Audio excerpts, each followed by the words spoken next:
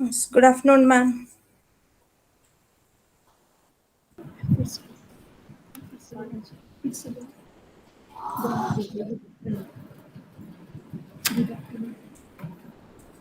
Yes, good afternoon.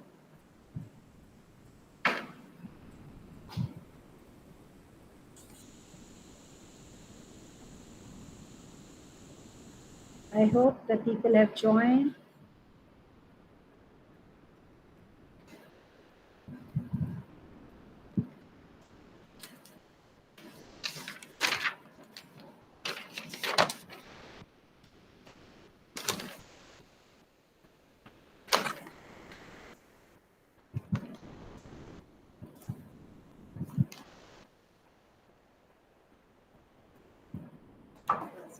Thank you so much.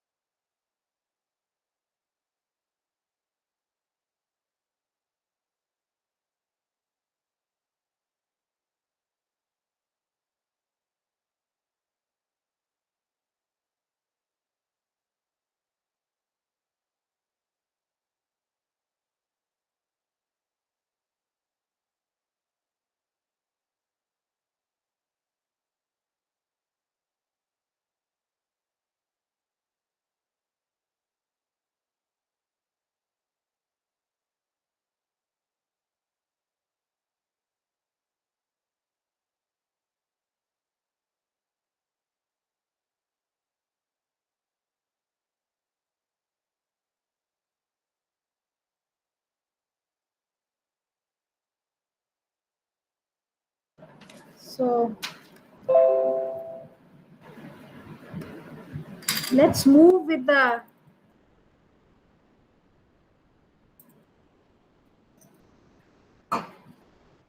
so I am seeing now today Piyush also.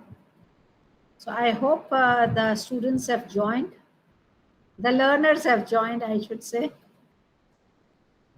Hello. Yes, Samya. Good evening. Yeah. Yes, ma'am. Good Yes. evening, ma'am. Good evening to all. So let us start with the unit 10, that is the block 3 of print media. Development of print media. Yesterday we did the print and the human being. Now today the development of the print media. So you can in this unit we are focusing on the issues in the communication. That means the functions of communication, process of communication, means of communication. Origin and development of print media is another unit under which we will be reading the merits, demerits of the print media and distance education. Then influence of the print media, current status. So let us start with the issues in communication. Basically,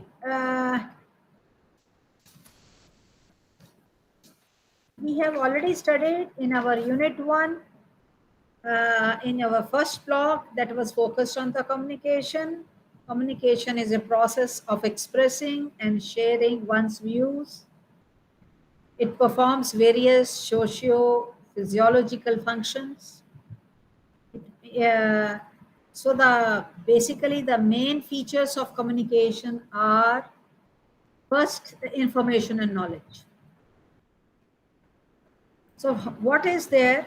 The communication process helps to store and disseminate the information which can be later on used by the person himself or herself or for the others.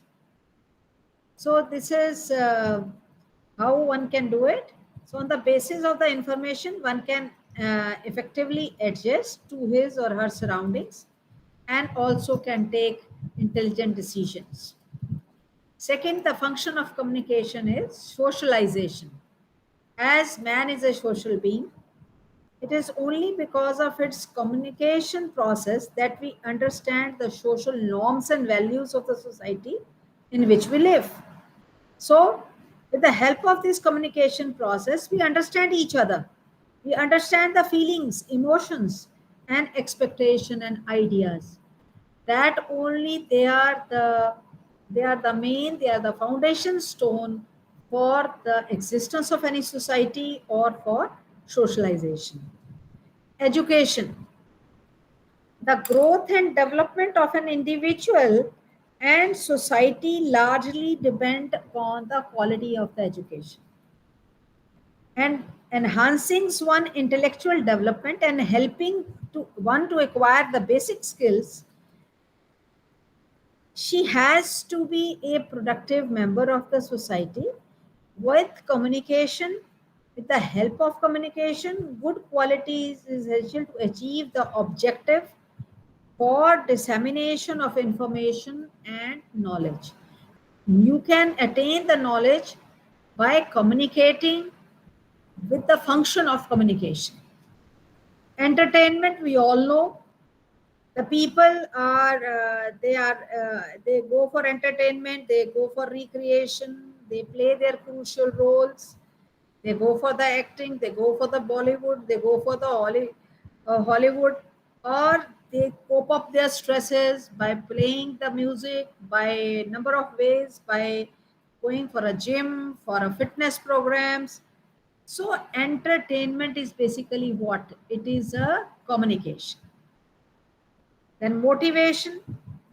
If you want to motivate, attitude and motivationer of any member of the society plays a vital role in the development of society. Communication is one of the way, it is one of the source which help people to play their roles well. So this is what the basically the functions of communication are. We have earlier also read it, but these are the main overviews or the focus areas. What is the process of communication? I have taught you Shannon number of models of communication. One of them was Shannon and Weaver model. So that model has basically encompassed all the functions, all the criterias of any process of communication. So any one of you please can help me to remind that all to the all person. What are the different things? There was a source, if you remember.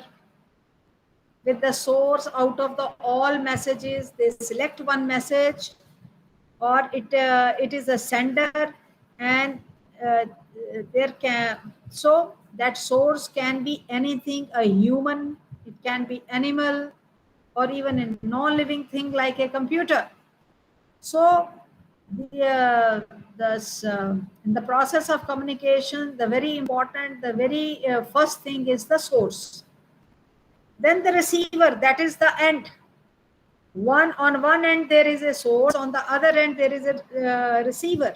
What is the receiver? The receiver is the consumer of the information.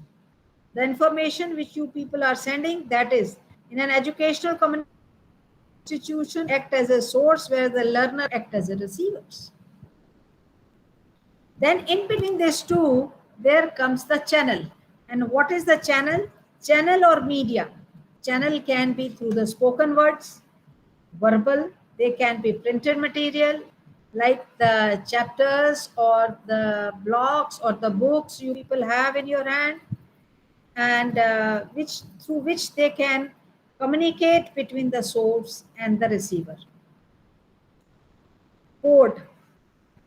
Code is a meaningful signal or a symbol or a spoken word, because when a source speaks out, it goes to the transmitter. If you remember my first block, Shannon and Weaver model, the source creates the message and the message goes to the transmitter. It changes into a signal, and this signal basically is a code.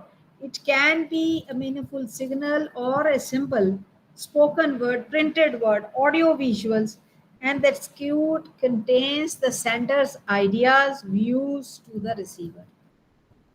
We have studied that while this message was going on, there is some barrier. We call them as a noise. And noise or barrier simply disturbing factor that affects the smooth flow of information and communication. So similarly, you can understand if you are giving through the printed material, if the quality of printing is reduced, the effectiveness of communication will be reduced. In the case of printing chapter, we can take like that. So in addition to these 5 elements, feedback is one of the most important component of communication process. Feedback to actually ensure that the sender has received the message. The sender message has been received by the receiver with the same intention, in the same concept, the way the source has sent. So it is for if some there is not, we can have a improvement in it. Now there is a word in this chapter. What are the means of communication? What are the prominent means? The means by which you can communicate. So the most important, let us discuss this one, signs and sound. Sign and sound, since time immemorial, human beings have been using simple sign language for communication. Prominent, some body languages are there, some non-verbal languages, by your gestures, by your facial expressions, by the movements of the body. So even the music could convey, if you remember, communication. If I give you an example, if there is no rain, there was a tansen in Darbar and he used to sing to bring the rain down. So these are the ways how the communications are being done. Even without speech, communication could be possible through the body language. So these are signs and the sound. What is another way is language. Of course, language we all understand. Languages are in different dialects. They can be used all over the world. Hello. For communicating with each other. Hello. Hanji.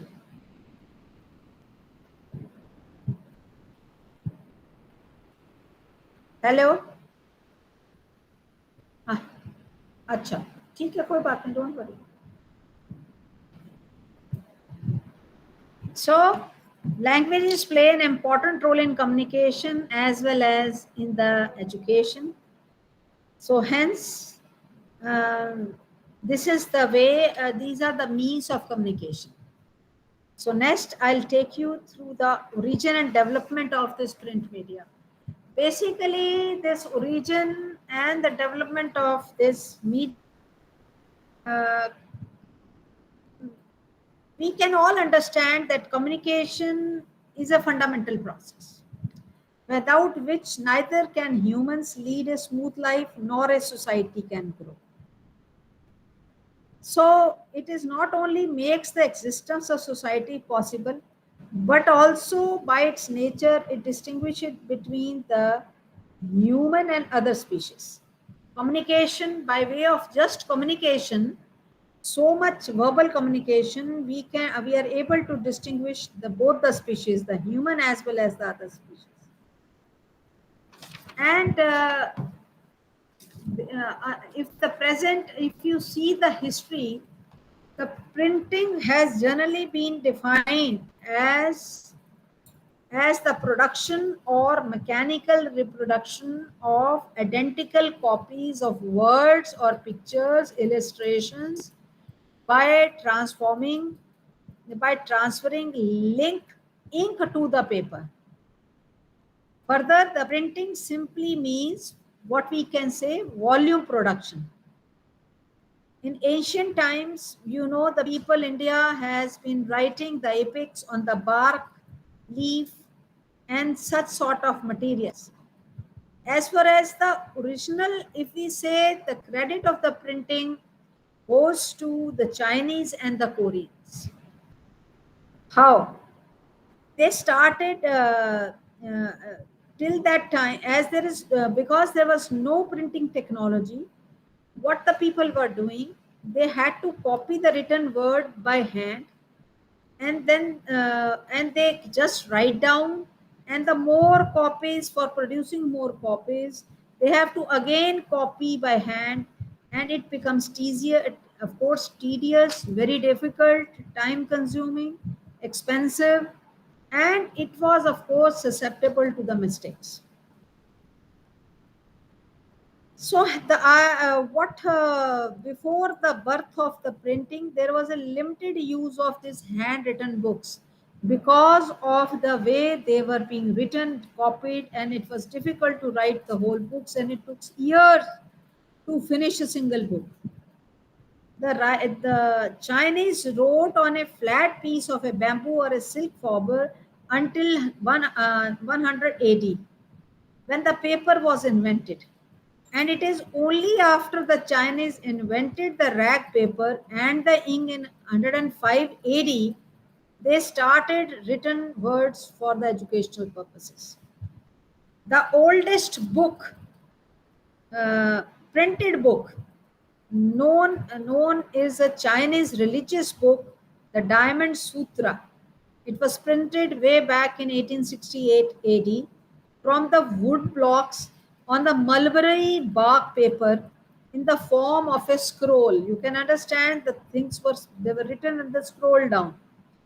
The manuscript, being the first attempt in this reception, is an invaluable, and still it is preserved in the British Museum. So the first of all, the letters, how the books were printed, how the things were done at that time. The letters, the ink had been put on the block. How I can explain. First of all, the letters and images were carved on the block of the wood. Then the ink is put on the block, and the paper is laid on the block of the wood. Then ink had we have put the block and the paper and lastly, by rubbing the back of the paper, the impression of the black block will print into the portion of that paper. This happened till 17th to 13th century, regarded as the history of printing of the books as the age. First of all, it is the age of religious books, illuminated manuscripts production.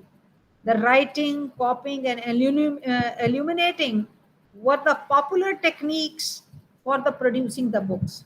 During this time, the books were made by the hands, and great pain was taken to decorate them. So you can understand it was just by engraving the wood, putting the ink, and then just putting on the cloth. So all these books were basically the first writing up concept took place just to promote the religion. In 12th and the end of 13th century, various universities came into existence, and they started for asking non-religious books, which could be made available to the students. So 13th to 15th centuries is regarded as the age of secularization of books production. They proved to be revolutionary for the advent of printing press, since copying could not meet the demand of the day. Europe did not have any idea for this. So the first basically developments, the printing technology swept over Europe in 1400 when there is a goldsmith by profession, and from the mining town of MES in southern Germany, he was credited with the invention of printing, by movable type in the middle part of 15th century. What he did, he was successful in 1455 in mass printing of books by printing the first Latin Bible called Mazarin. So you people can know the first book it was printed was the Latin Bible, and it is known. Then later, from Germany, printing spread throughout Europe rapidly, and in England, the William established the first printing press in 1476, and it was 1530 the first printing press in America was established in Mexico City, and later it was established in South America in 1584 in Lima, the Peru. But what about India? Almost by the time the first printing press was brought to India by an accident. Basically, that printing press was to be taken to Ethiopia, but by the Christian missionaries. But due to the sudden death of a Jewish priest, it remained in India, and this way the printing was introduced in India accidentally.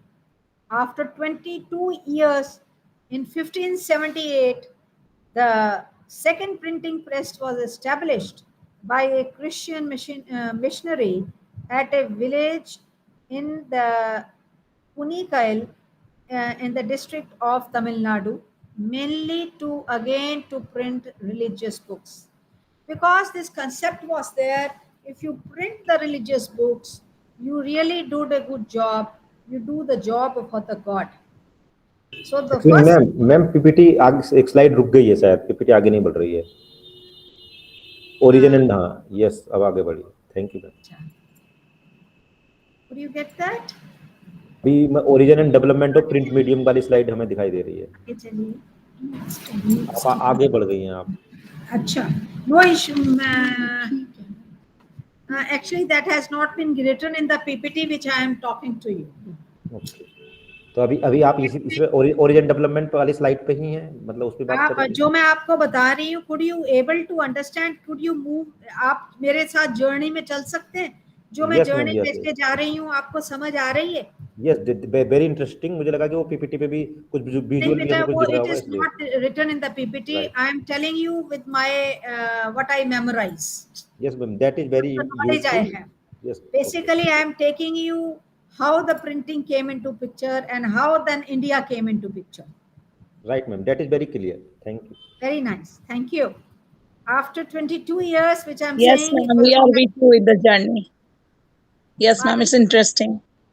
We are going with your journey, ma'am. Yes. Oh, that is interesting, Tanushri. Beautiful. I am able to reach you. Thank you very much. Thank you, ma'am. I was just telling you again, after 22 years in 1578, it came to the district of Tamil Nadu, and again for the purpose of publishing the religious books. But the first non-missionary press and the third in India was established in Bombay, that is in 1674.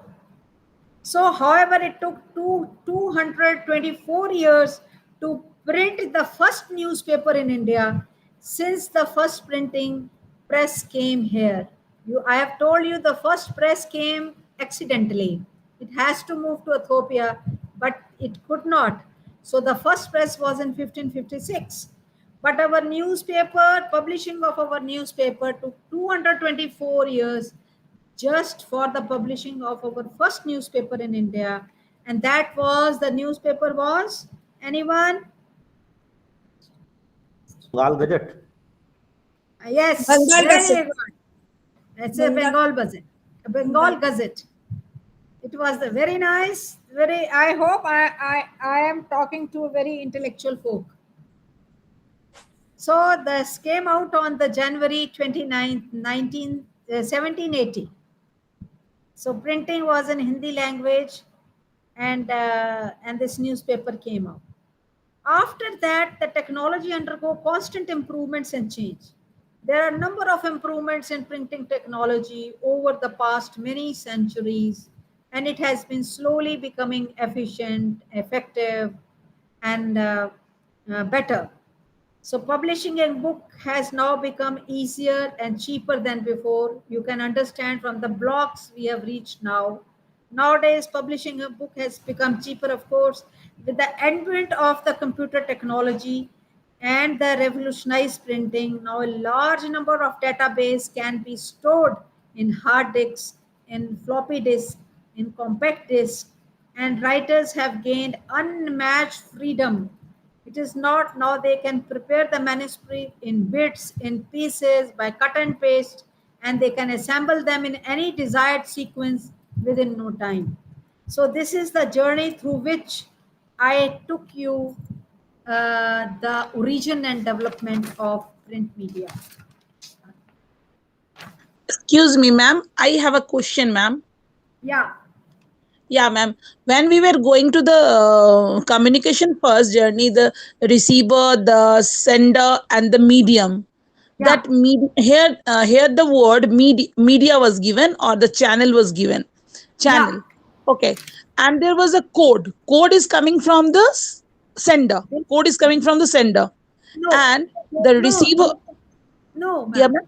No. The code basically what the if I take you back to the that model, Yes. you have a source. He out of Yes. the all messages select one message, send to the transmitter, and that transmitter changes that material of the source into some signal, Okay. and that is the code or a meaningful way the words were being changed. And this idea, they carry the ideas of the sender, the views And of the sender, and so then it was, yeah, please. this is decoding is going on now.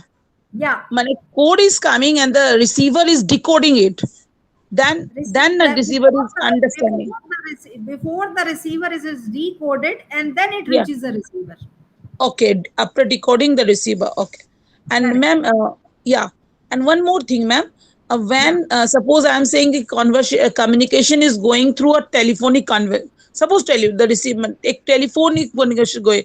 So medium doesn't means the atmosphere or the channel. No, That is separate thing. that is a separate thing. Separate thing. Okay. It Okay. is Okay, ma'am. there, Okay. the That telephone lines are the media. yeah. What sort of the media you means? The media through which the things are being transferred. It is Transfer. not the surrounding which is Okay. through which in which it is going on. Okay, ma'am. Clear, ma'am. Clear. Okay. Thank you, ma'am. Can I move ahead now? Yes, ma'am.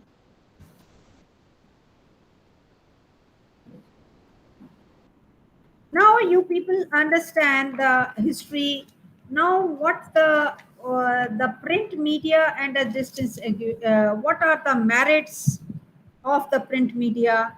What are the demerits of this print media?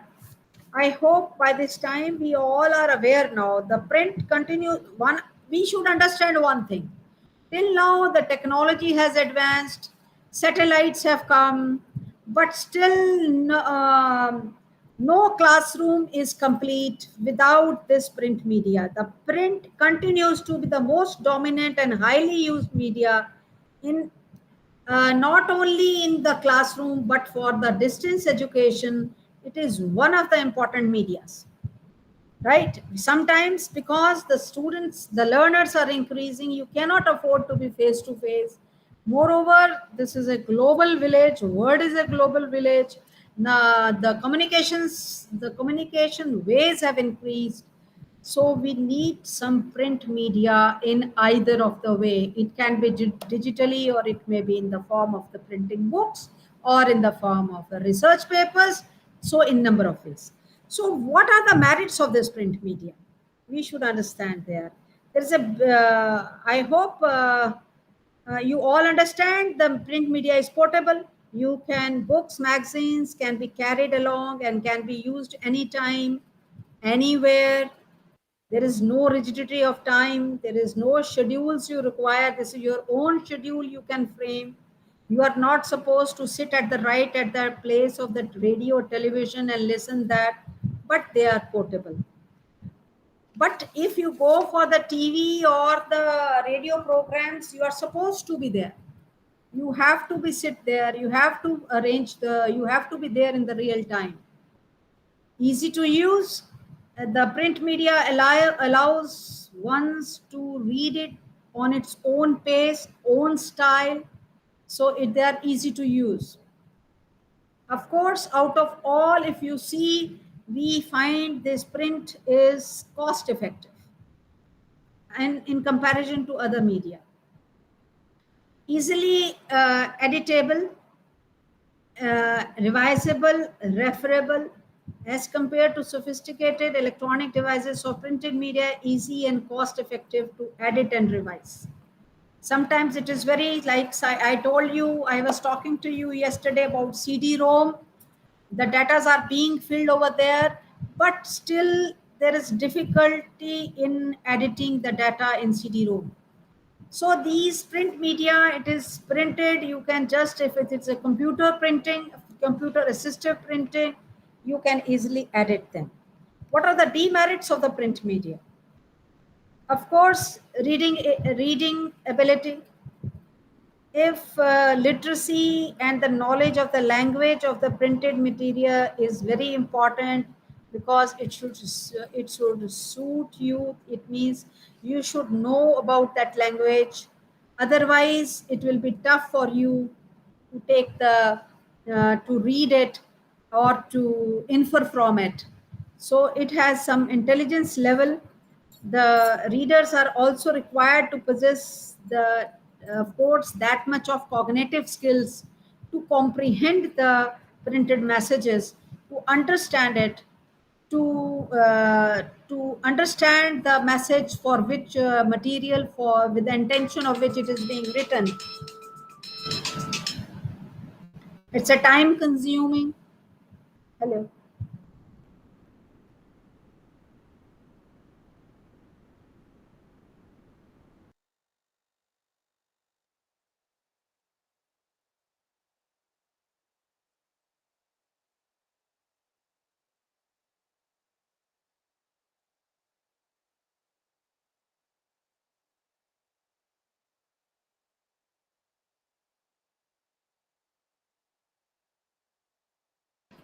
Sorry, I have a call, please. Excuse me.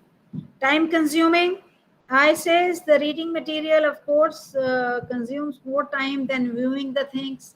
That's why sometimes we try to add in the print some illustrations also to make it easy to understand, and as if there are not any practical skills over there. Sometimes, as I told you, retention of any knowledge involves is more when you involve the number of senses. So this is that's why it is bit unsuited, not suitable to the needs of the diverse learners. You understand. The printed material is prepared keeping in mind the average readers. Once the printing, it does not change as per the need of the weak students. Actually, it does not always suit the intelligent one as well as, or the bright student as well as the weak one. It is just for the basic knowledge of an average leader, so that with the intention that everyone should listen, everyone should get it. Hence, these are the some of the demerits which we can think for the print media. There is another in this unit, in this subunit, they are taking what are the basic influences of the print media. I understand the whole distance education is moving on the print media.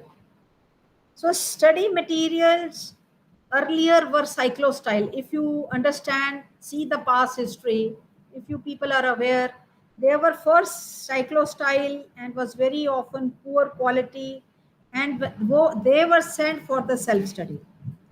That poor quality does not, it was detrimental effects, as the students, they lose their interest and motivation.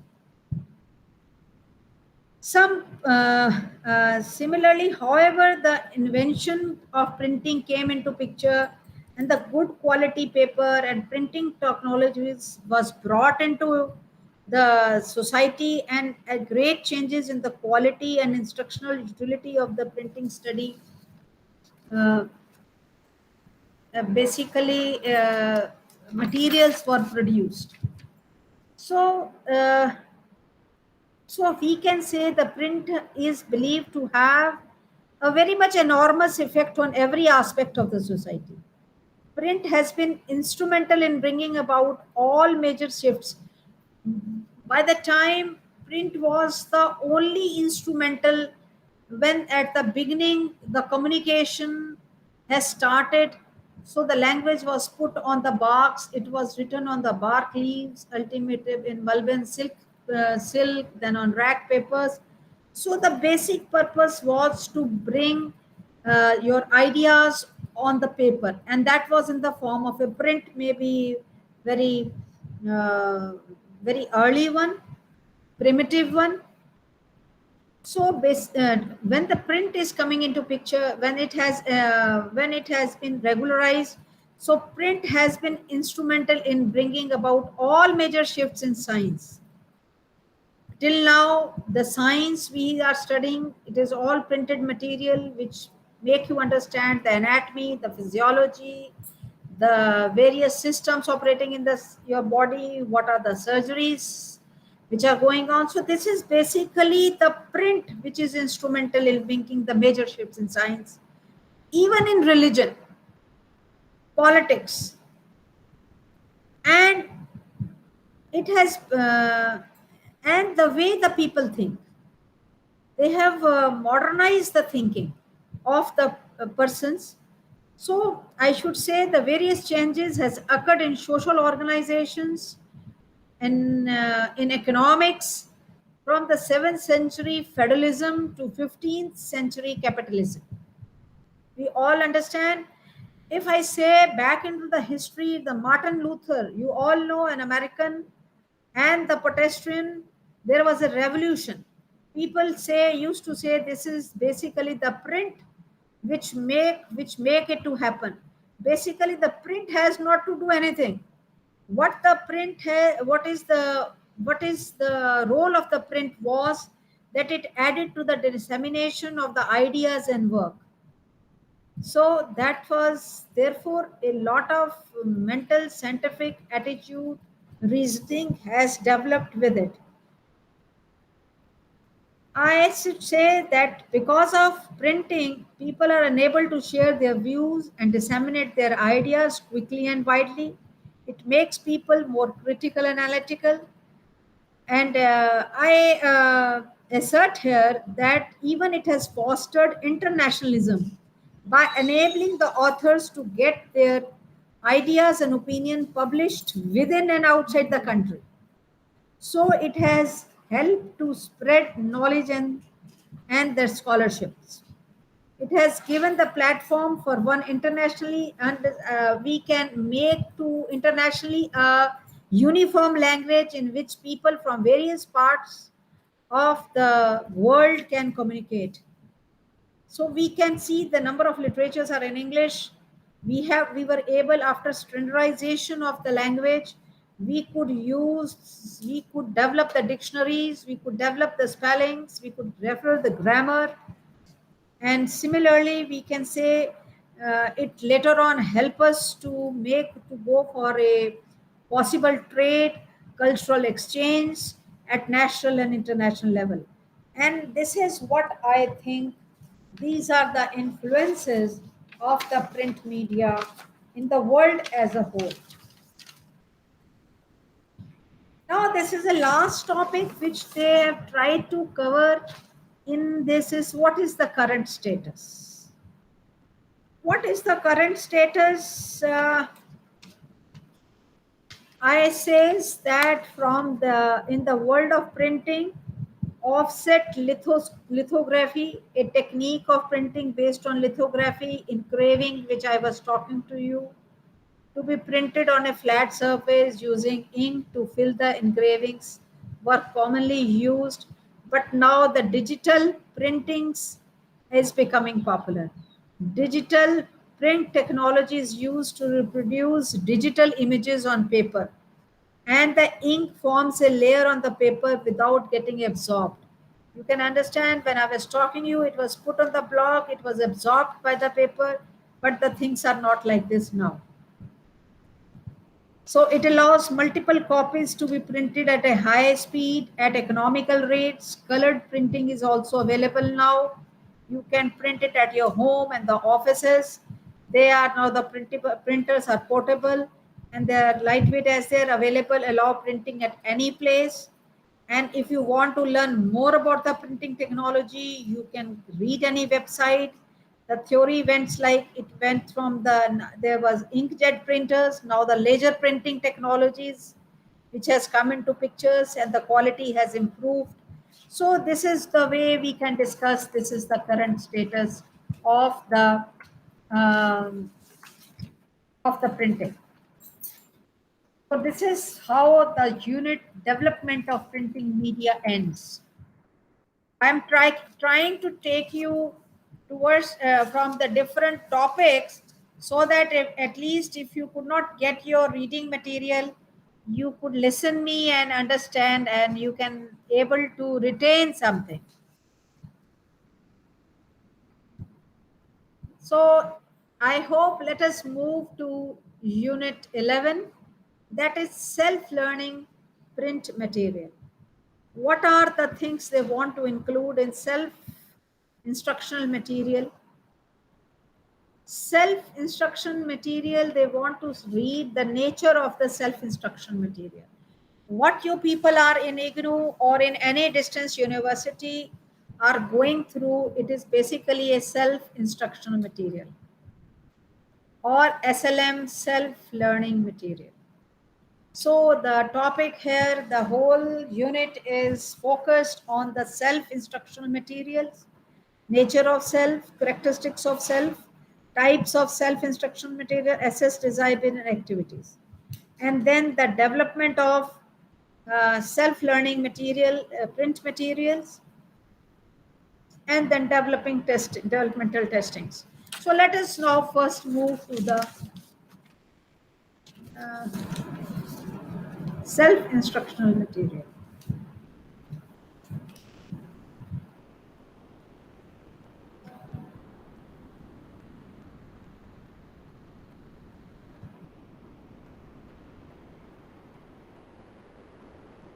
So you all understand that whenever we talk of self-instructional material, we look upon the traditional classrooms. So I say the advantages, because of some, of course, advantages over the traditional classroom, the field of distance education nowadays is widening its scope. It is not only more economical than traditional education system, but it caters to the need of the masses. Therefore, the self-instructional medium came into picture. And with the in distance education system, this role of the teacher with the learners is reduced to the minimum, and then learner is required to learn on its own, and learner is provided with these printed lessons, as you people all will have, or some audiovisual programs with the help of which they can learn. So in other words, the in classroom teacher is replaced by this self-learning material. The in distance education, as we all know, even now we have an heterogeneous group. The learners are physically and geographically separated from the teachers, and the teacher role is substituted, is performed by this self-instructional material. The learners are to be motivated through for independent learning or for self-learning. So let us see, there are broadly, if I say, learners prefer learning by two major methods: independently or interdependently. Independently or interdependently. So independent or self-oriented learners are who will go for it.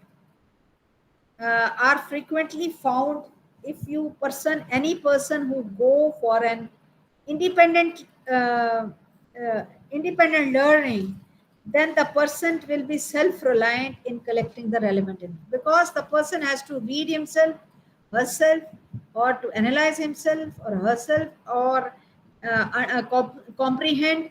And therefore it is for an independently learners, they will be self-reliant in collecting the relevant information. They will themselves be setting their learning goals as per their personal capabilities.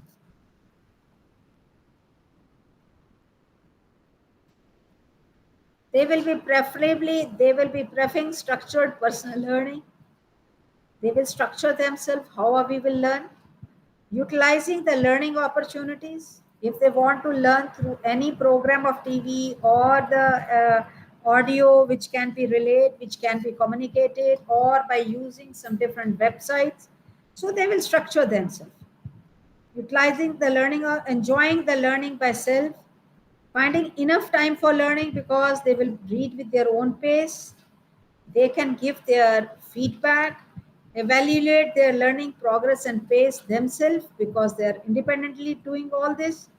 While on the other hand, the interdependent learners are frequently depending upon the facilitator for structuring their learning activities. So they will enjoy the support provided by the facilitator, learning with others or their peers, asking for the help, guidance, and direction from the facilitators or from the peers. So, requiring others for setting their learning goals, searching for help in solving their learning problems. Basically, the self-learning is a process in which the learner himself takes an initiative or without depending on others for help, for diagnosis, his particular learning needs, identifying his own personal learning capabilities or the basis or the formulates and self-identities, possible resources. So they implement suitable learning strategies and evolve learning progress, set up their own paces, set up their own outcomes. So self-learning for an independent learner takes place in entire isolation from others. So it is recommended you should strive for self-learning because you become more empowered when you take maximum responsibility on your self-learning effort. So this is what the self-learning material think about the self-learners. So what are the characteristics of self-instructional material?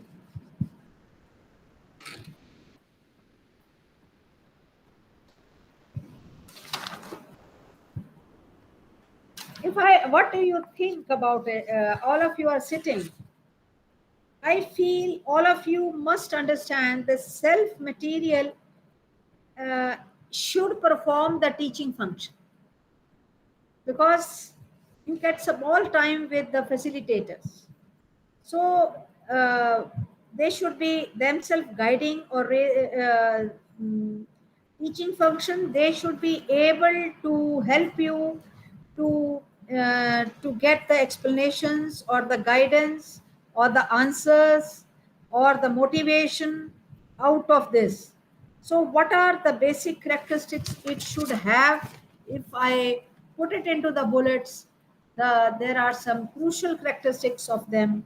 They should be self-explanatory.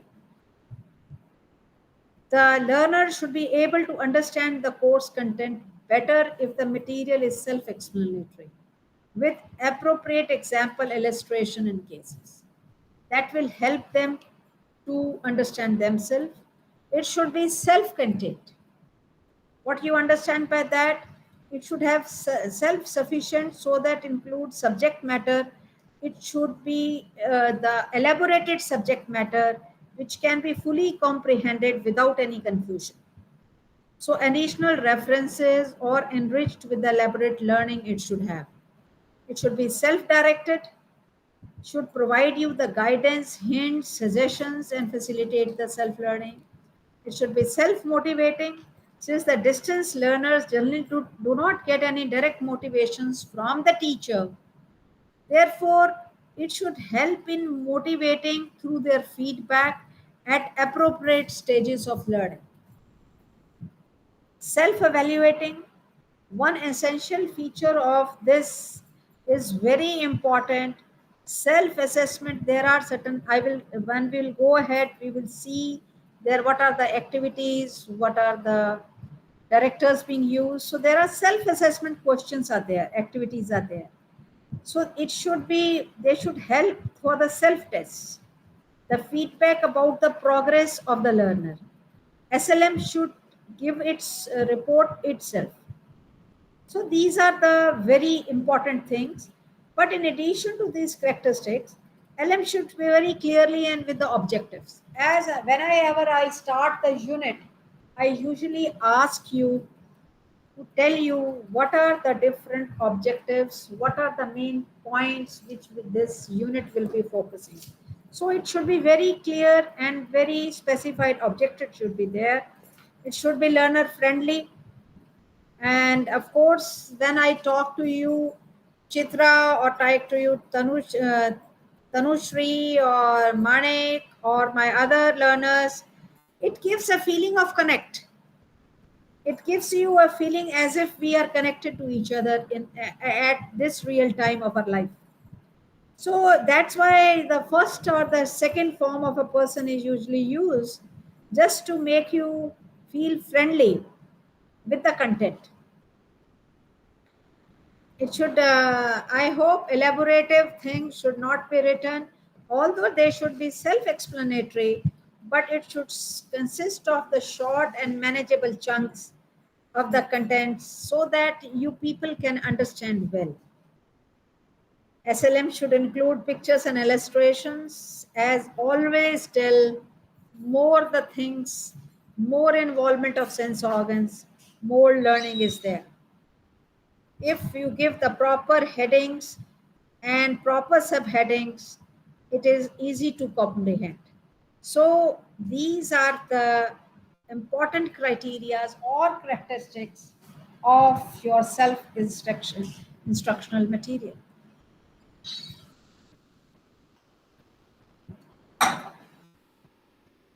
After that, let us understand what are the different types of instructional material. Of course, it has to be either you have to see the printed lessons or you can go for audiovisual programs. What are the printed tests now? As I already told that the printing media is popular since the long term. So printed course materials have been the mainstay of distance learning. Even open university in most of the advanced countries where multimedia have changed the world and the lives of people in general, education system in particular, are still highly dependent in the print media because of the certain inherent qualities the media has, the print medium has. And thus, so self-extraction material, how it should be, what should be the level of it, what should be the characteristics, we have just studied. The second type of the SLMs can be in the form of audiovisual program. In audiovisual program, we are the media, basically we all, even the IGNU is using radio, television, audiovisual cassettes, telephones. They are being used as a complementary or supplementary to the print media. So even the British Open University is making use of this integrated media approach and uses both media, print as well as audio media, as integrated media of course materials. In IGNU also we are using radio, TV, audio, video cassettes, and even compact discs to supplement the printed material. So while designing and developing the course material, we always when the open universities or distance education is there, we try to build the teacher into the teaching learning material. So this is the way the one part is over. Now in SLM, you people will come across, there are two words, assess devices and activities. So what is an assess device? You know that you are, whenever you open the book, it is not that as you open the book, you start reading the material. No, there is a title page, there are page numbers, then they are assembled into a whole book. Through the contents, you could know where you have to go, on which page you will get the things which you want to read. So in simple tense, if I say assess refers to you what? Assess devices, we define them as the assess refers to means of approaching, and a device refers to a plan scheme. Assess device is something which helps one to approach something. Assess itself literally means that how you assess a person, how you assess a book, how you want to read something. In assess devices are the devices used in the self-instructional material to help the learner locate the concepts, the ideas in any part of the material. Suppose if I want to read print, I will flip up the pages and will reach to the block of the print media. So they any part, and they make the content of the learning text more accessible. Example of the assess devices, if I take for you, are when I read, I say what is the structure of this unit, what are the objectives of this unit, how it is being organized, how the information is presented before the learning is used. The learner, we have the content map, we have summaries, we have glossaries. So these are what? So they help learners in finding what they are looking for in the text. It offers the simple form of navigation. They present the material more easy and understandable and in the highlighted form. They build the teacher into the course material because they will help you how to go about. So there are so you can see there are a number of mains, objectives, summaries, index, and glossaries. There are, we can say these SS devices are of two types.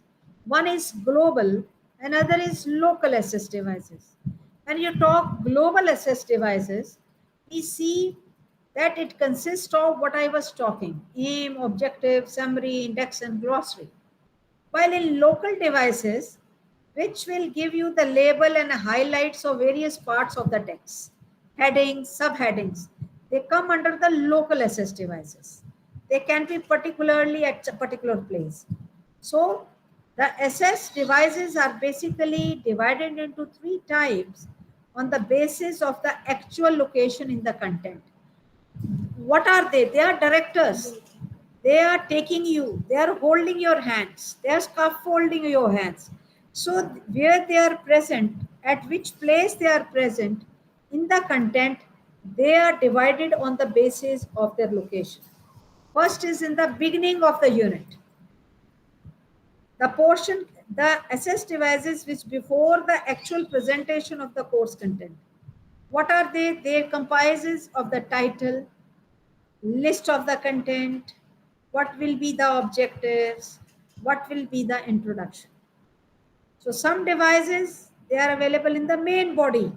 So these assess devices are where in the main body of course, it includes your introduction, headings, subheadings, check your process, summary, and some are at the end.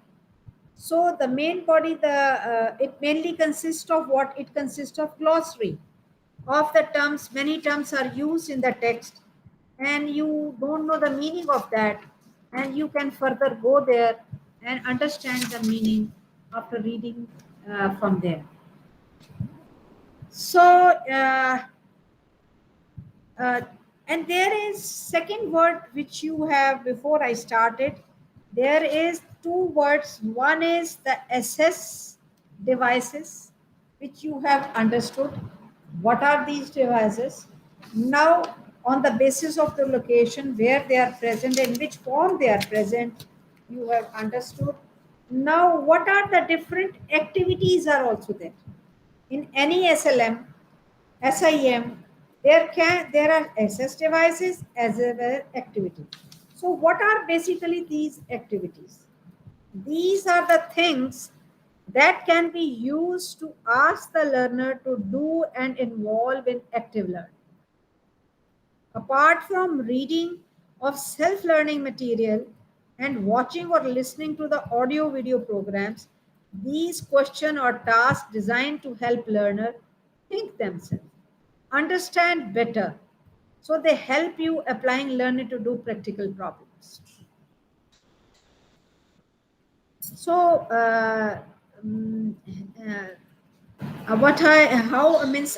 activities are therefore a means of interacting with the learners and offer learners to gain first-hand experience. So there are wide range of activities. And what are those activities? Recalling learned course contents. At the end, you must be seeing draw a table, graph, chart, etc.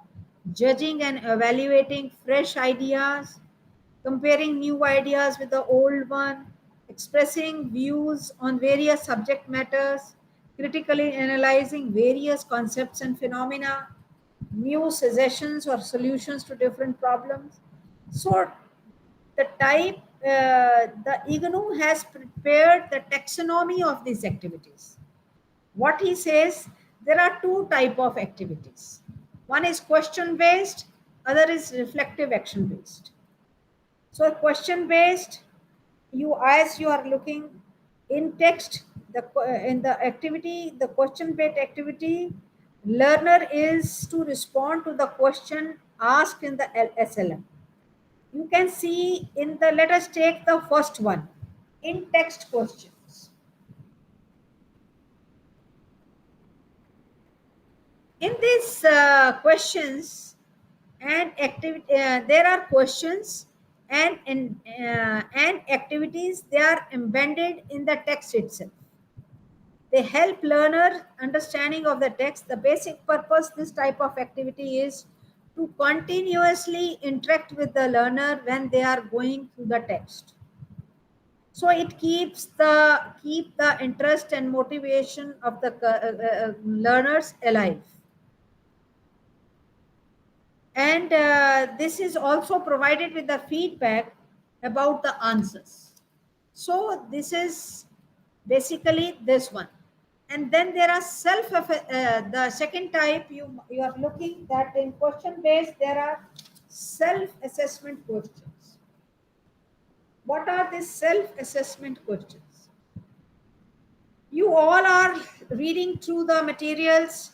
The major purpose of this SAQs once again is to make the learner aware of their learning progress. And these SAQs are of many types. Yes, sir. Yes, sir.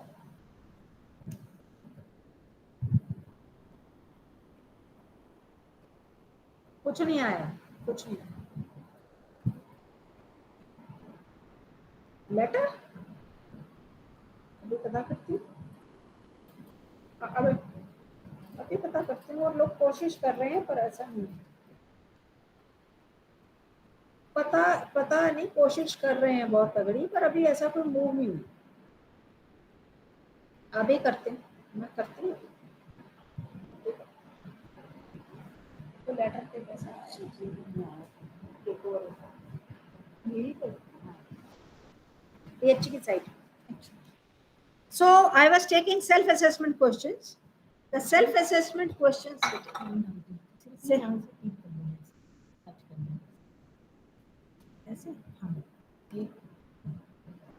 Okay. Self-assessment questions, they can be true false items. What are these true false? You understand? True false items are various. They can be you have options for number of them, and you have to just tell whatever the text you have studied, whether the statement given is true or false. Multiple choice items. As you say, many response alternatives.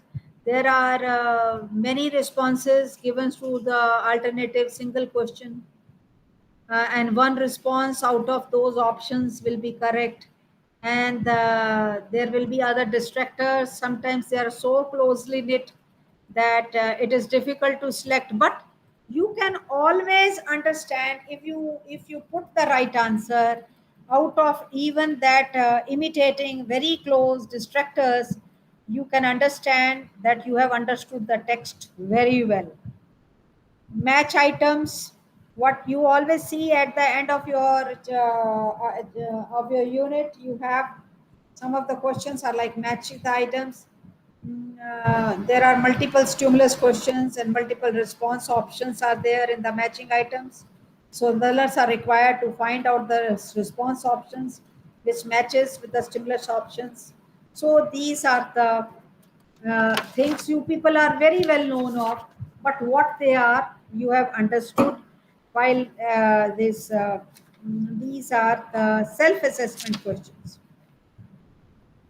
Some self-assessment questions are like the short answer type items, fill in the blanks, sentence complete, descriptive test. So, like self-learning is a process in which the learner dash. So this is just to complete the sentence. So, or some small 30 to 50 words, like I can ask you, what is Pavlov conditioning? What are the different, just write me in 30 to 50 words. What you mean by the class link conditioning, the same as the Pavlov. So these type of things come under the which the this IGNOU has given the taxonomy of the activities question based. What are the reflective action based? So reflective action based question, here the learners have to utilize their full cognitive abilities, because they are required to go, after going through some information, think about it, analyze it, prepare some report regarding their analysis. So beside the mental exercise, they have to even ask to collect some primary data on any situation, concept or phenomena, and to write their findings in the form of a report. So these are so that they can be well judged, and these type of activities can well performed by those who have not only sufficient and strong cognitive abilities. So they have here, through this reflective action based questions, we increase the capability to analyze, to evaluate, to judge objectively, accurately, and even and some hand-on experience and skills to be introduced. So what is the importance of these activities? Important activities provide an order and structure to the SLM. They really give you the structure, whether the things are going well, are they understanding. Activities guide and check whether the learner is fulfilling the objectives. Activities not only generate your interest, enthusiasm, but also you motivate you for self learning, makes you to understand you have to work hard, you are still to read the topic well. So there are, while the framers of the coursework, or the people who are framing or designing the activities, they have to be very careful while designing them, and they have to look into the identify the key areas in which activities are to be developed. They should keep in mind the nature of objectives while designing the activities. They should be directly related to the relevant to the learner's immediate needs and environment.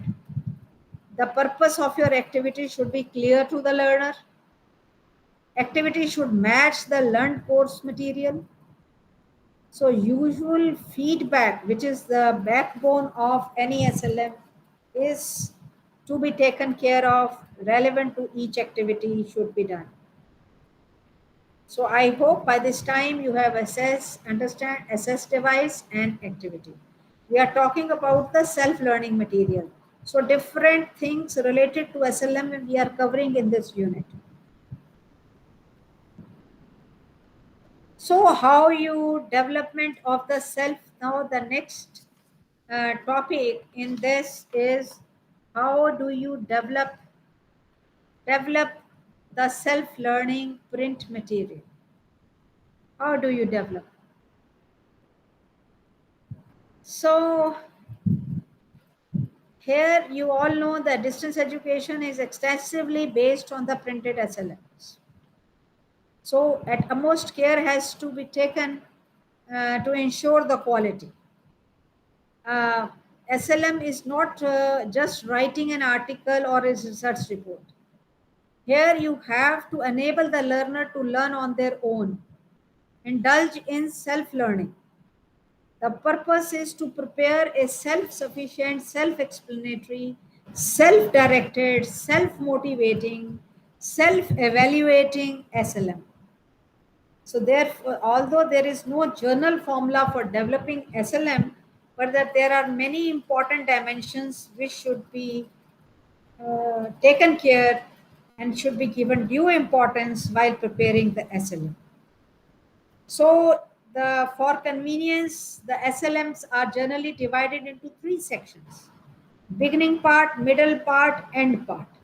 So let us understand them correctly.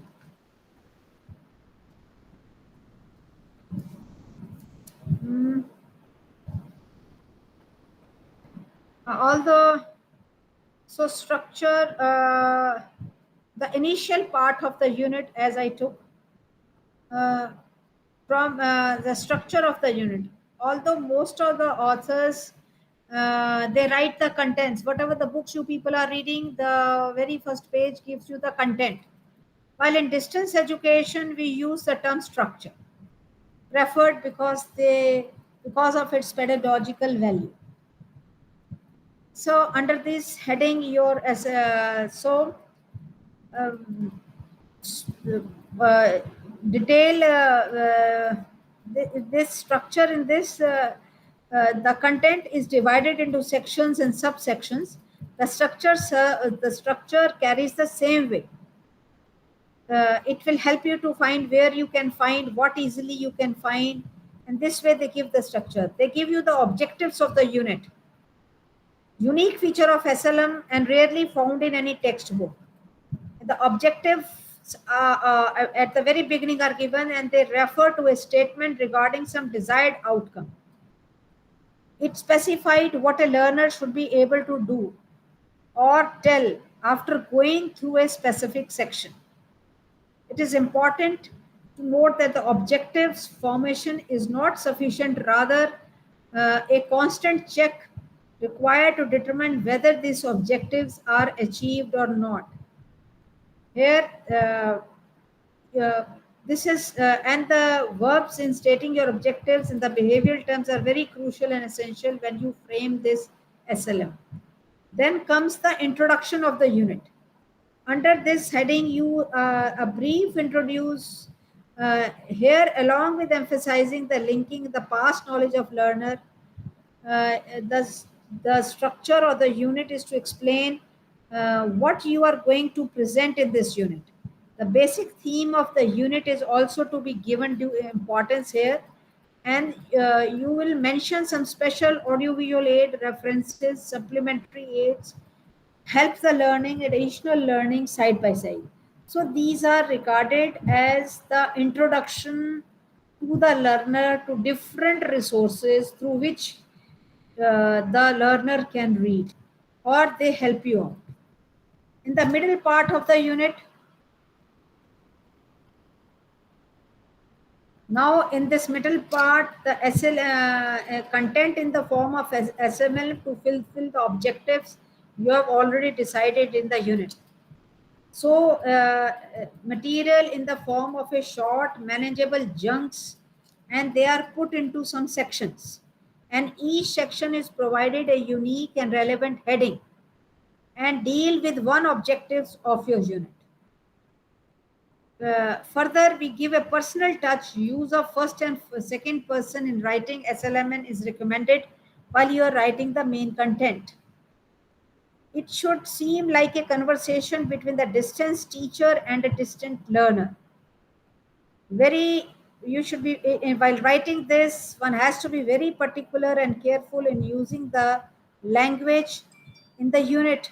Simple and short sentences should be used, and passive voice and impersonal usages should not be used much when you are writing the middle part of any SLM. Now the end part of the unit. So the section is equally important as the end unit consists of the summary, the glossary, the references, the suggested further reading, and the model question answers or the clues to the unit activities, some SAQs, as you have been discussed. It serves as a feedback and promotes self-learning. Glossary has its own importance in SLM, though it is not compulsory part but should be provided if your content includes some new concepts, new terminology and words, then sufficient elaboration or this glossary and is given in the end of the unit. Now, the last topic in this unit is, will the SLM is the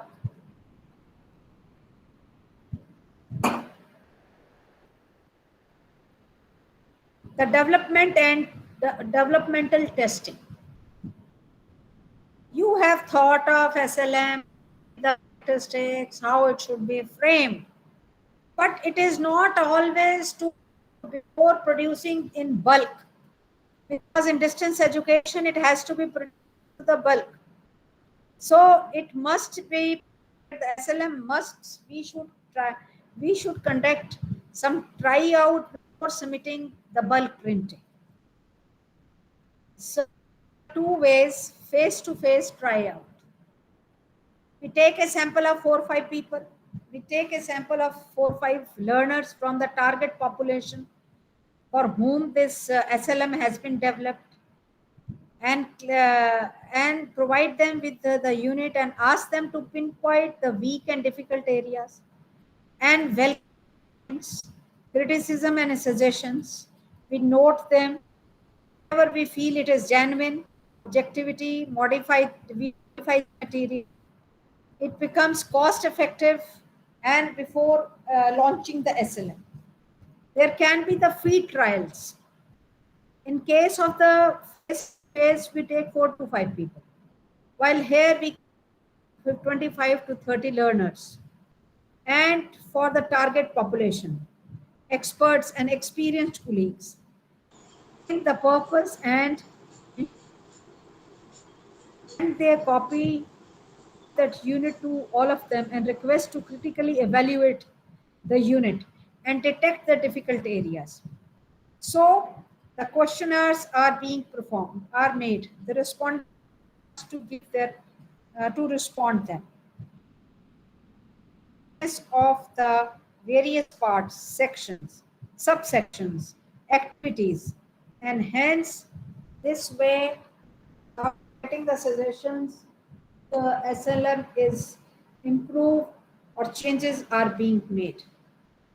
So in the question, whenever we frame the questions for such sort of a test, should include questions like relevance and clarity of the objectives, relevance of the contents, relationship between the theory and practice, is the language used is appropriate, आवाज आ रही है मेरी?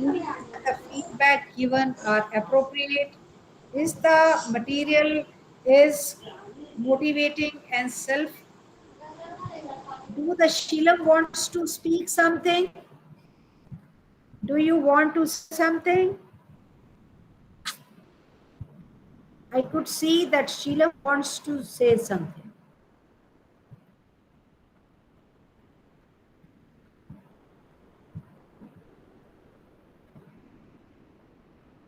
Am I audible? Yes, ma'am.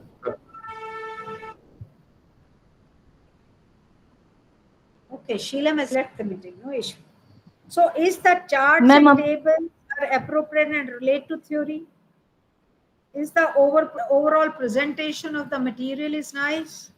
So these are the basically questions of testing where the tryouts are being taken up.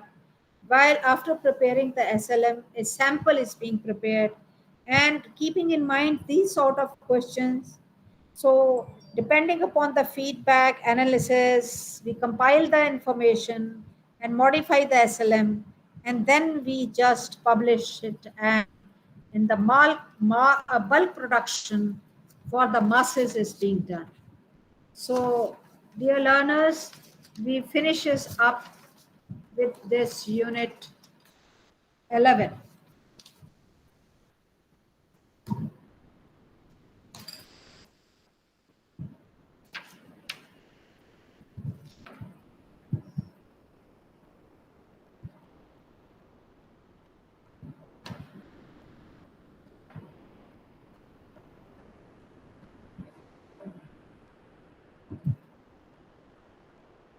Any questions from these two units?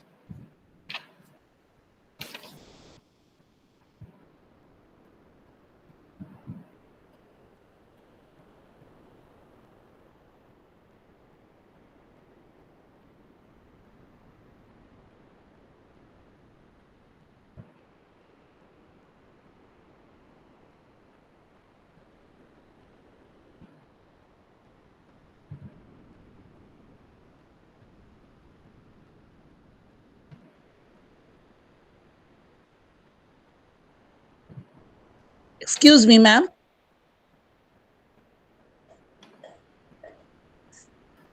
Excuse me, Kiran, ma'am.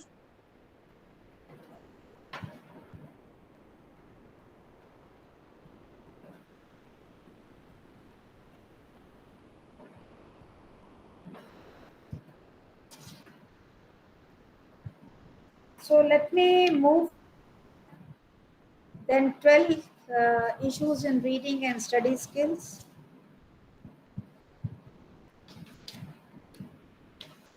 So let us now go through it. The very important is the nature of skills. Then learning from the print reading skills, and then study skills. Nature of skills. You see, the skills are very simply defined. The skill should be academic. If it is like reading, writing, studying, calculating. As a person possess like musical skills, dancing, playing an instrument, playing a game, or cooking. So a skill is Excuse me, what? ma'am. Excuse Skill me, is ma'am. the ability to perform or an activity or a series of activities comprising a task well. And the skills, as far as the definition in it, skills is concerned, three major characteristics of skills are response chain, eye-hand coordination, the organization of stimulus response chains to the complex response patterns. What you understand by the response chains? These are the changes that the skills are exhibited through some motor responses or muscular movement. Like if I touch you, touch your some hot spoon on your hand, you immediately retract back your hand. This is a response chain. But this motor and this is also a stimulus association. So even it involves cognitive changes Like, for example, if I say you are a car driver, you want to start a car. Before starting a car, you will look carefully at the road first. Then you will see the road is clear. You will see the car is in the neutral gear. And then when you find the gear in neutral, you will turn the key to activate the starter. And then only you will start. And hence there are number of muscular movements. There of the eye, there of the arms, there of the legs, there of the fingers.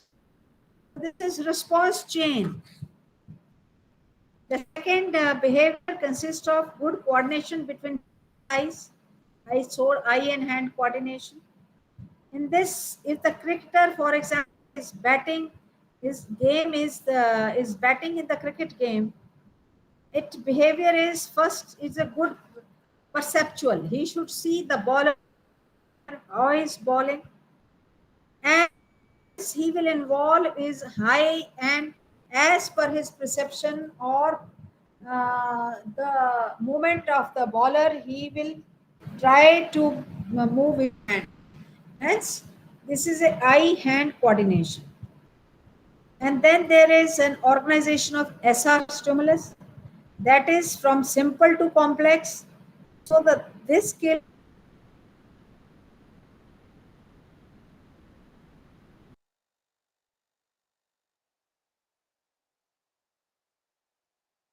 skills which involve simple skills to the complex and larger one. So these are the nature of the skills. Basically, a skill involved what? So learning from the print, and they talk about the reading skill. Reading is the process where a reader brings meaning to and gets meaning from print or any other media. During this process of reading, the reader brings their background, their experience, their emotions into play in order to drive meaning from the text. So nature and how what are the nature and the types of the reading.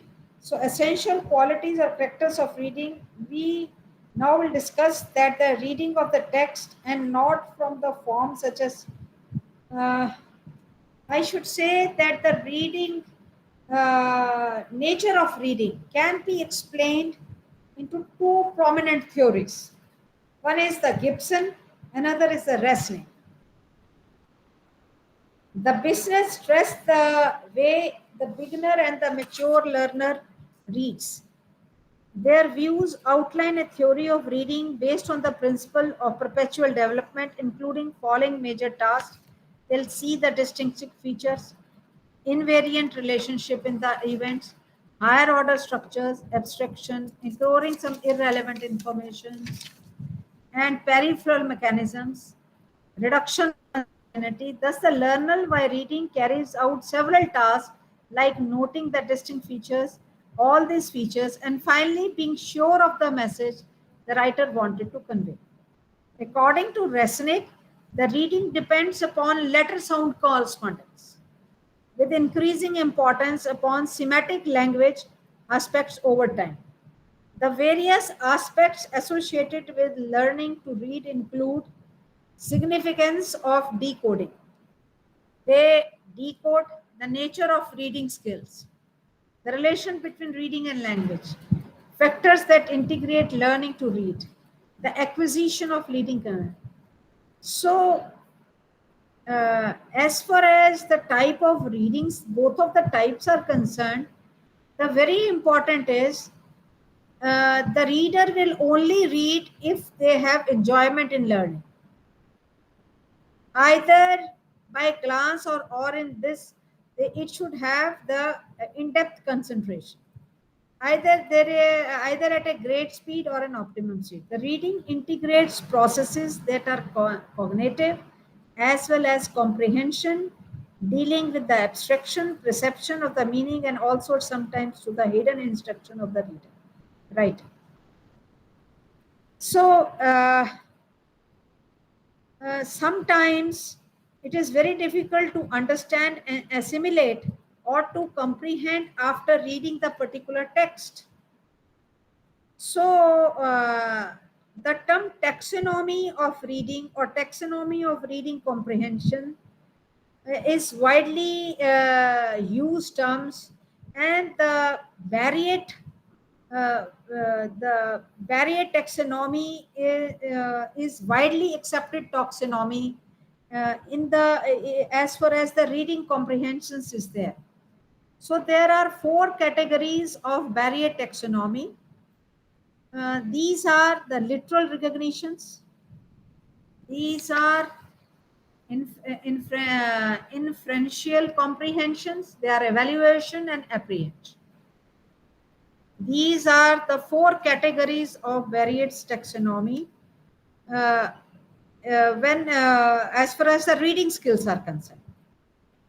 So literal comprehension consists of the following 6 crucial aspects: recognition or call of a detail where the reader can locate or identify or call upon from the memory the name of the characters or narration given in the text.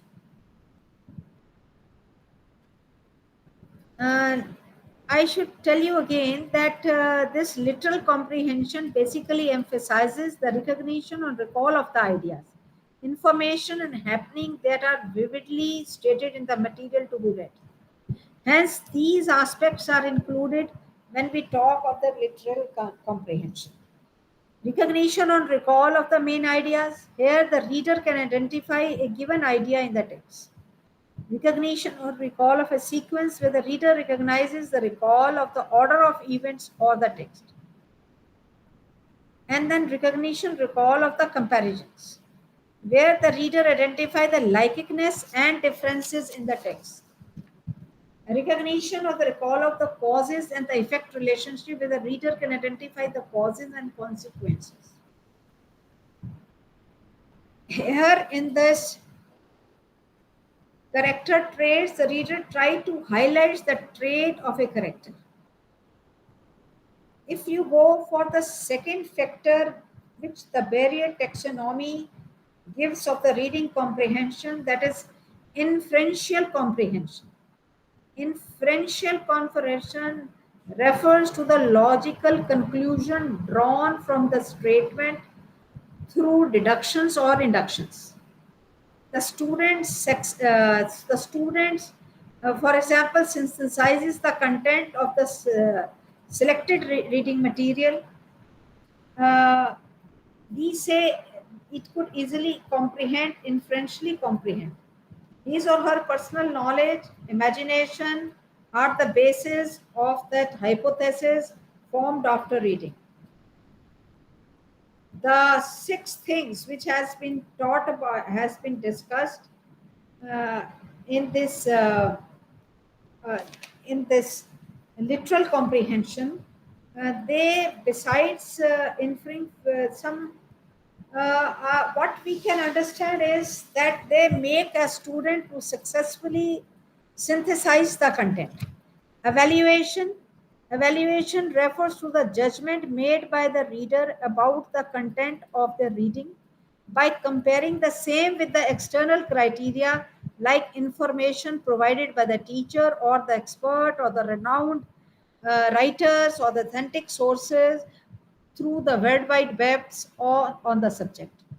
Evaluation tasks related to reading are judgments about reality or the fantasy of the facts and opinions, desirability and acceptability of approximates. Appreciation in this taxonomy involves the reader's awareness of the literary techniques, forms, styles, and structure employed by the author to stimulate emotion. This requires varying degree of interference and evaluation with the reader's sensitivity to appreciate the techniques used by the author as that involves appreciation and emotional responses to plot a theme. So whenever we talk about the reading skills, after this, very important is that it is sometimes the reader is not able to comprehend even in spite of the varied taxonomy. So there are certain improving, how to improve the reading skills. One of the scientists in 1961 Robinson put forth the SQ3R, which is designated as S capital, Q capital, and 3 times R.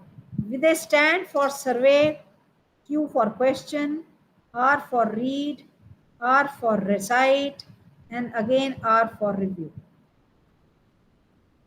So now let us accept what this SQRR mean. S means survey. A quick browsing of the title page, preface, chapter heading, subheading, graphical aids, introduction, summary, conclusion, terms, phrases in italics, bold prints, end-to-end questions. This survey enables one to gather the info necessary to focus and formulate goals. Means you have to survey these all so that it gives you interest and thus facilitates your reading skills. Questions. Q means question. The task helps one to engage the learner's mind and concentrate on the text. The questions raised directly affect the ease with which the text can be comprehended, because these questions are put after surveying all these things, you are able to answer the question. And these questions are basically put either in midway or in the end of the chapters, and it helps you for more efficient, effective learning. Read. This refers to your active reading. Unless the readers read effectively, the questions which have been formulated can never be satisfactorily attained. So, ma'am screen show नहीं हो रही है आपकी. Information around and mental Hello? structure. Reading the text is the only very important first step in the stage of in the journey of learning. Then the second R is for recite. Reciting here refers to the recalling the content read and then from the memory. Recitation helps to get the things which are being read and retained, to develop more concentration and to develop more critical reading. Review. This is done, whatever you have done above through survey, question, read and recite. Review helps to check the validity of recall and confirms whether the passage is well read or you have to reread it. So these are the sometimes people say their memory is very poor, but reading style, basically it is not the memory, it is the fault. The reading style is faulty.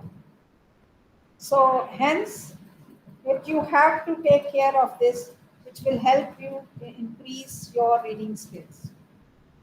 Similarly, in this chapter, there is a study skills. Study skills are the skills and strategies that the learners employ to study and come and to grip with the study material independently and efficiently. How to study this? So the study skills are either the strategies to be developed by the learner to drive the greatest possible benefit from the activities like listening, speaking, reading, writing, or advanced skills, which are not purely mechanical but require active mental exercise on the part of the learner. So the study skills are important because they will make you to retain and to have the grip over that. What are the different strategies we can go for? Study skill strategies. The important we all know that is note taking. What is note taking? We all understand. Notes can be taken during the lectures. After reading a text, you can identify the things which you want for a permanent record, which helps you for which are the important points. Some of the note takings you can go for recording by reciting or reflecting or by noting all these things you can remember. And the study skills is when you read something, after small chunks, you try to go for the reviewing what you have read. And it is always better with the help of non-verbal aids, studying the illustrations, diagrams, charts, tables. Only it makes your study faster, but interpretation of the content is also improved. So whenever you run, you can prepare or you can draw or you can put them in the shape of some other aids. Writing the précis of the chapter, learnt and presenting point-wise manner, that is the summary, is again a point, some of the essential aspects. Sometimes we use different color pens, underline the material. So the key points that help you highlight difficult and significant points, this gives some impression. It always add to your memory. And so it helps the learner to grasp the meaning, and it always makes you to remember the location where you did it. Always study in a quiet and disturbance-free environment. Because if noise is there, of course, the retention, the distraction will be more. Always set your goals for self-study. Before beginning, set a goal of yourself and record it in what time you started, at what time you are finishing the assignment. Preferably, small and short range goals should be prepared, so that it gives you the feeling of completeness, and it helps you to set your studying time. The time should be fixed. Means you should make your behavior, you should be conditioned that this is the time I should begin and this is the time I should end. That becomes the lifestyle, that becomes an habit. Develop interest, motivation, and concentration. Whenever you're reading something, concentrate it and try to have interest in it, develop interest in it. You can search the same material across the different media, and hence it will motivate you to learn more and more under this. Always, when you answer, there is a positive reinforcement. Always ensure that behavior to be repeated.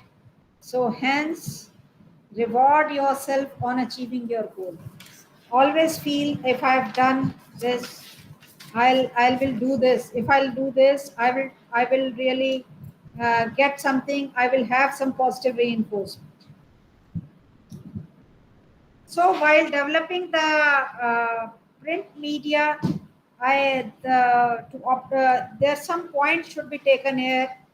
There should be some differences in the font size, heading, subheading, non-verbal aids such as italics, bold letters should be included. Every chapter should have a summary so that you can understand the crux of the material. Some important information while giving some as SLMS, some important information, some blocks can be made. The information in the boxes could be there. Always there should be wide margins left across in the book.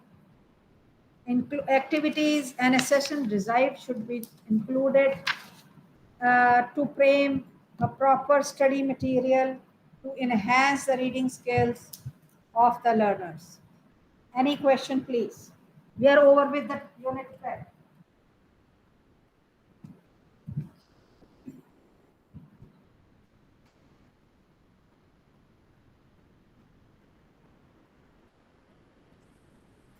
And here we end ME 132. MES 132 we end, ma'am.